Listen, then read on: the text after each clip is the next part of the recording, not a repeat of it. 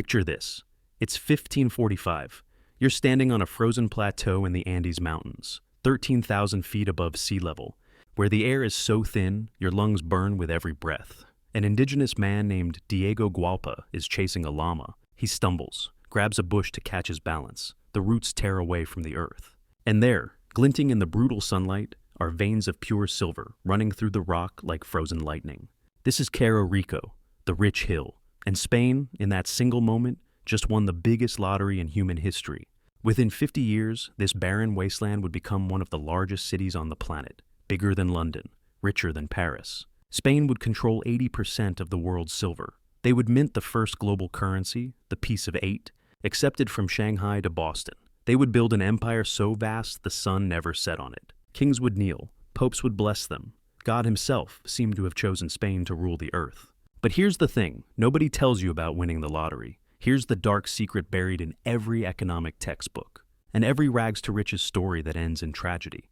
Sudden wealth doesn't make you rich, it makes you vulnerable. And Spain, despite having a literal mountain of silver, despite controlling more precious metal than any civilization in history, would declare bankruptcy 7 times. 7 times. They would watch their economy collapse, their people starve, their empire crumble into dust. Because they learned the hard way what every broke lottery winner and every failed oil state eventually learns. That gold is not wealth, gold is a drug, and Spain was about to overdose. Now I know what you're thinking. How is that even possible? How do you go bankrupt when you own the bank? How do you starve when you're sitting on a mountain of treasure? The answer is hiding in plain sight. In your wallet, in the price of your groceries, in every economic crisis you've ever lived through. And by the end of this, you're going to see the Spanish Empire everywhere, in lottery winners who go broke, in oil-rich nations that can't feed their people, maybe even in that friend who got lucky with crypto and somehow ended up more miserable than before. Because what happened to Spain isn't ancient history, it's a recurring nightmare, and it's happening right now. Let me take you back to Potosí at its height, because you need to understand the scale of what Spain found. This wasn't just a silver mine. The entire mountain was practically made of ore. The Spanish couldn't believe their eyes. This was the El Dorado they'd been fantasizing about, the infinite money glitch, and they immediately turned it into an industrial nightmare. They instituted the Mita system, a mandatory draft of indigenous labor. Tens of thousands of men, torn from their villages, forced into tunnels so dark and suffocating that they worked in week-long shifts without seeing the sun. They hauled sacks of ore up rickety ladders, their lungs filling with toxic dust, their feet trampling through mercury amalgamation pools with their bare skin. It was said that if you squeezed a Spanish silver coin hard enough, blood would drip out. The locals had a name for Cerro Rico. They called it the mountain that eats men. But the output was staggering. Between 1550 and 1800, this single region, along with Mexican mines, produced 80% of the world's silver. 80%. And it all flowed to Spain. Twice a year, the floated to Indias, the treasure fleets, would gather in Havana. Massive convoys of galleons, heavily armed, riding low in the water, weighed down by what amounts to billions of dollars in today's money. When they appeared on the horizon off the coast of Seville, church bells would ring across the country. The king would breathe a sigh of relief. The bankers would rub their hands together. The party could continue for another year. Spain became the superpower of Europe overnight. They had the tercios, the feared infantry squares, undefeated on the battlefield. They built cathedrals dripping with gold leaf. Charles V and later his son, Philip II, were the masters of the universe. They believed, genuinely believed, that God had personally chosen Spain to lead humanity into the future. And when you look at the numbers, you can see why they thought that. By the year 1600, Spain's GDP per capita was 40% higher than it would have been without the American silver. 40%. That's not a bump. That's an economic moonshot. Spain was winning. Except they weren't. Because deep inside the economy, beneath the surface glitter, the vital organs were shutting down one by one. Here's where the nightmare begins. Imagine you're a shoemaker in Seville in 1550. Seville is the gateway to the Americas, the boom town of the world. Suddenly, the treasure ships arrive, and sailors pour off the decks with pockets full of silver. Nobles have money, soldiers have money, everyone wants to buy your shoes. So what do? You raise your prices. Now imagine this happening to everyone, everywhere, all at once. The baker raises the price of bread. The landlord doubles the rent. The weaver triples the cost of cloth. This is what historians call the price revolution, and it was the first major inflationary crisis in modern European history. Spain's money supply, measured in silver, increased more than tenfold. Tenfold. But the number of actual goods, the shoes and bread and cloth, stayed the same. So, prices exploded. In previous centuries, prices in Europe had been flat for generations. A loaf of bread in 1500 cost the same as it did in 1400. But now, in Spain, prices rose by 400%. Some goods, like wheat, shot up 9 times. In a modern economy, we're used to 2 or 3% inflation.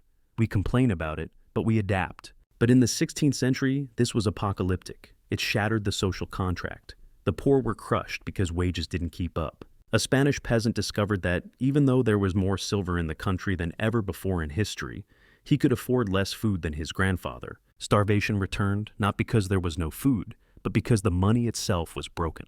But the rich, the merchants, the business owners, they faced a different paradox, and this is the one that would gut Spanish industry. Because inflation made everything in Spain so expensive, Spanish goods became completely uncompetitive on the global market.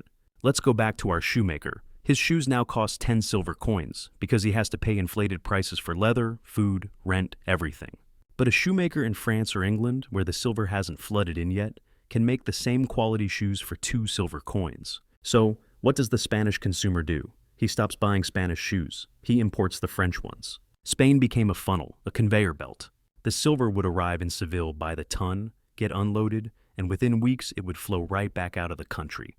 To France, to England, to the Netherlands, to Italy, to pay for imports. Spain was doing all the hard, brutal work, enslaving the miners, sailing the dangerous oceans, fighting off pirates, only to hand the money directly to their rivals so they could buy dinner. There's a famous saying from the time, Spain is the mouth that receives the food, but only chews it for the rest of Europe. A French observer laughed and said, everything is dear in Spain except silver. This is what economists today call Dutch disease.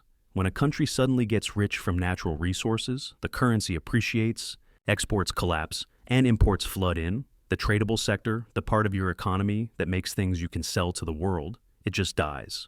And that's exactly what happened to Spain. The farms emptied out, the workshops closed, the blacksmiths put down their hammers.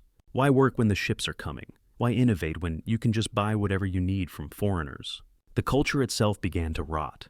In England and the Netherlands, the merchant class was rising, building factories, shipyards, textile mills, selling goods to the newly rich Spanish. But in Spain, working for a living became shameful. The ideal Spaniard wasn't the merchant or the craftsman. It was the hidalgo, the son of something. A minor noble who owned land, did no manual labor, and lived off a government pension or rent. The dream wasn't to start a business. The dream was to get a government job near the silver tap and never lift a finger again. Spanish literature from this era, Don Quixote, the picaresque novels, they're full of these characters. Impoverished nobles starving to death but refusing to work because it's beneath them. They'd rather polish their rusty armor and pretend to be rich than dirty their hands with trade. While the Dutch were inventing the stock market and the English were revolutionizing agriculture, Spain was building more churches and buying fancy velvet capes. They were becoming a hollow empire, shiny on the outside, rotting on the inside. No production, no innovation, just waiting for the next fleet. But that was just the warm-up. The real danger, the thing that would break Spain's back, wasn't the inflation or even the industrial collapse. It was what the king did with the silver before it even arrived, because King Philip II didn't just want to be rich. He wanted to own the world, and he was about to gamble it all. Philip II sat in his massive, gloomy palace, El Escorial, surrounded by monks and mountains of paperwork. And he saw himself as the sword of God. He ruled Spain, Portugal, chunks of Italy, the Netherlands, the Philippines, and the Americas. But holding the planet together is expensive, especially when you're trying to fight everyone everywhere all the time. He fought the Ottoman Turks in the Mediterranean, culminating in the colossal Battle of Lepanto. He fought the French for dominance in Italy. But his biggest bleeding wound was the Netherlands. The Dutch had rebelled, and Philip sent armies to crush them. This began the 80 Years' War, a logistical nightmare that required marching 70,000 men from Italy through the Alps into northern Europe, feeding, clothing, and paying them for decades. And because Spanish industry had been hollowed out by inflation, Spain couldn't even make its own weapons. They had to buy gunpowder and cannons from foreign merchants, sometimes even from the Dutch themselves. The silver from Potosí was literally funding Spain's enemies. Then came Philip's obsession with England. Queen Elizabeth was a Protestant heretic, and her privateers, men like Francis Drake, were plucking Spanish treasure ships out of the ocean like apples from a tree. In 1588, Philip rolled the dice. He launched the Spanish Armada, the most expensive military operation in human history up to that point. 130 ships, 30,000 men, thousands of cannons. The cost was astronomical. But here's the thing. Philip didn't pay for it with silver he had. He paid for it with silver he hoped to get. This is where Spanish finance becomes a horror show. Philip went to German and Genoese bankers, families like the Fuggers, and he took out what are essentially payday loans on an imperial scale. He'd say, "Lend me 5 million ducats now to build the Armada, and I'll pay you back when the treasure fleet arrives in 6 months." The bankers, seeing those massive ships full of silver, agreed. They charged 10, 20, sometimes 40% interest. The Armada was a disaster. It wasn't defeated by superior English tactics. It was defeated by storms, bad luck, and rigid Spanish command. Half the fleet was smashed against the rocks of Scotland and Ireland. Thousands of sailors drowned. The investment was gone, the ships were at the bottom of the ocean, but the debt remained, and the interest kept ticking.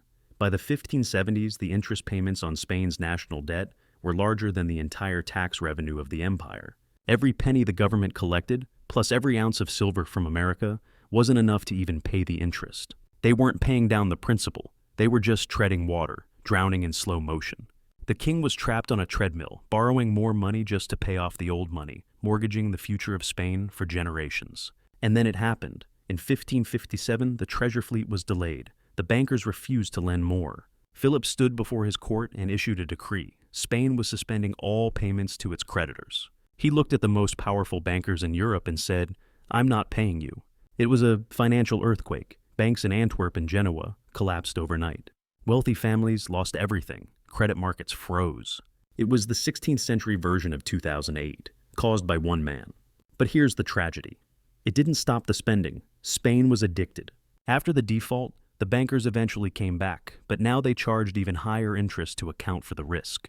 The debt spiral accelerated. Spain defaulted again in 1575, and again in 1596 and 1607, 1627, 1647, 1656, 7 times. It became a generational pattern. Borrow, spend, crash, repeat.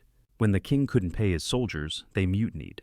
In 1576, unpaid Spanish troops sacked Antwerp, their own city, burning it to the ground in what became known as the Spanish Fury. Back in Spain, the government tried one last desperate measure. Since all the silver was flowing out to foreign bankers, there was no money left for daily life. So the crown started minting coins out of cheap copper called vellon, junk money with no intrinsic value, and they forced people to accept it at the value of silver. It was a hidden tax, and it triggered hyperinflation on top of the existing silver inflation. Prices went haywire. People hoarded silver and refused copper. The economy split in two. The rich dealt in silver. The poor were stuck with worthless copper tokens. The middle class was obliterated. By the mid-1600s, the mines of Potosí began to fail. The ore veins thinned. Mercury shortages crippled production. Epidemics decimated the labor force. Tax revenues from Peruvian mining fell by more than a third. And because Spain had spent 100 years buying things instead of learning how to make things, they had nothing to fall back on. No textile industry like England, no banking system like the Dutch, no manufacturing base like France. The cities of Castile emptied out, populations collapsed, fields lay fallow. Spain, the empire on which the sun never set, became known as the sick man of Europe. Meanwhile, the countries that had taken Spain's silver, England and the Netherlands, used that capital to invest. They built merchant fleets. They funded science. They invented modern finance. They understood the ultimate truth. Wealth isn't the metal you dig out of the ground. It's the productivity of your people. The Dutch used Spanish silver to build the ships that dominated global trade. The British used it to ignite the Industrial Revolution. Spain was the conduit, the funnel through which the wealth of the Americas flowed to create the modern world, leaving Spain itself hollowed out and empty. And here's the kicker. By 1750, Spain's GDP per capita wasn't just back to where it started. It was 40% lower than it would have been if they'd never found the silver at all. 40%. The treasure didn't make them richer. It made them poorer. That's the resource curse in its purest, most brutal form. So, let's close the loop. Remember that number I mentioned at the beginning? 80%. Cerro Rico and the Mexican mines produced 80% of the world's silver for 2.5 centuries. That single statistic, that geological freak of nature, reshaped the entire planet. It funded the rise of capitalism in Northern Europe. It triggered the first global inflation. It created the first international currency. It built empires and destroyed them. But for Spain, the country that owned the mine, it was a curse disguised as a blessing. Because easy money breaks the link between effort and reward. It creates the illusion of wealth while the foundation crumbles. Spain drowned in gold. They thought they were masters of their destiny, but they were slaves to their own fortune. And if you think this is ancient history, look around. Look at Venezuela, sitting on the largest oil reserves on Earth, where people are starving. Look at lottery winners, 40% of whom go bankrupt within 5 years. Look at every resource-rich nation that can't build a road or educate its children, because the entire economy is just waiting for the next oil check, the next mineral boom, the next treasure fleet. The Spanish Empire is the ultimate warning. Wealth is not what you have, it's what you can do. And the moment you forget that, the moment you start believing the money will save you, you're already finished. Spain didn't fall because they ran out of silver. They fell because the silver made them forget how to work, how to build, how to survive. The mountain ate the men. But in the end, the silver ate the empire.